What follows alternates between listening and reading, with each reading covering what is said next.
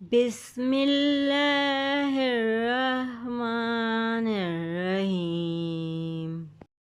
ਬਾਪ ਕਚਨਾਰ ਦੇ ਦਰਖਤ ਦੇ ਵਾਂਗੂ ਹੁੰਦਾ ਹੈ, ਸਾਇਆ ਵੀ ਪਰੇ ਤੇ ਫੁੱਲਿਆਂ ਦੀ ਛਾਂ ਕਰਦਾ ਹੈ। ਬਾਪ ਕਿਸੀ ਵੀ ਭੈੜੀ ਅੱਖ ਨੂੰ ਬਖਸ਼ਦਾ ਨਹੀਂ। ਬਾਪ ਬੱਚਿਆਂ ਵਿੱਚ ਹਰ ਸੁੱਖ ਦਾ ਸਾਂਸ ਲੈਂਦਾ ਹੈ। ਇਤਵਾਰ ਦਾ ਦਿਨ ਬਾਪੂ ਦੇ ਆਰਾਮ ਕਰਨ ਦਾ ਹੁੰਦਾ ਹੈ।